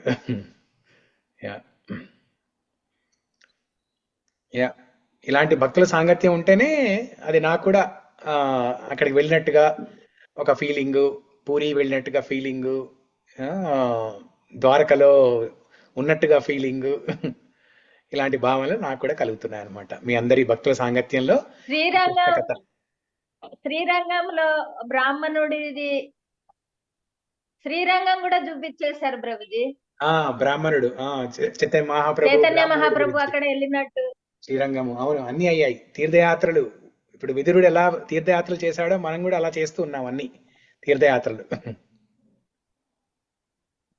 థ్యాంక్ యూ ప్రభు, ధన్యవాదాలు. ప్రణామాలు ప్రభుజీ.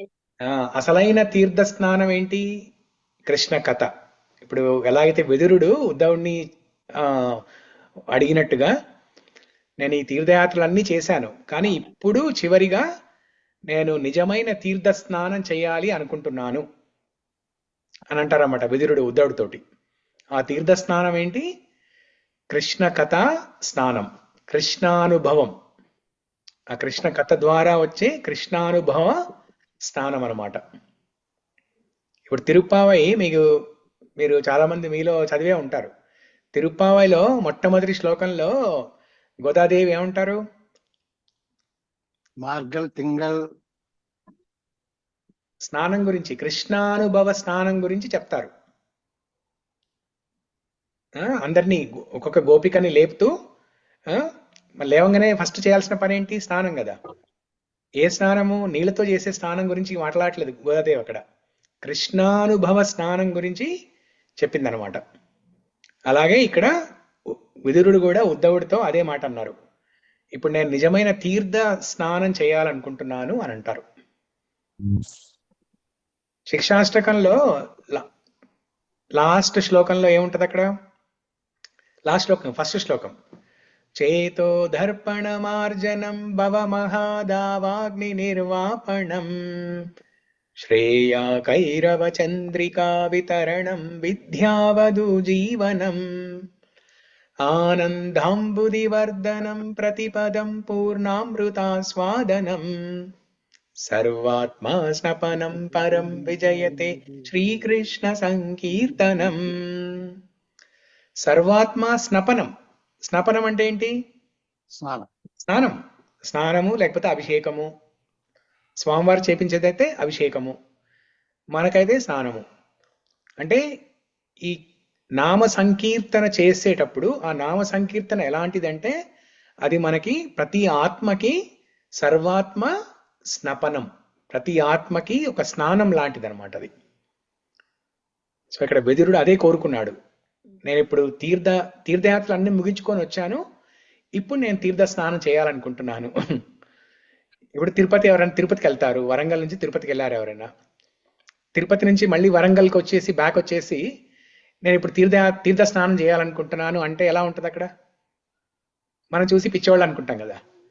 కానీ ఇక్కడ విదురుడు అడుగుతున్నది కృష్ణ కథా స్నానం అన్నమాట.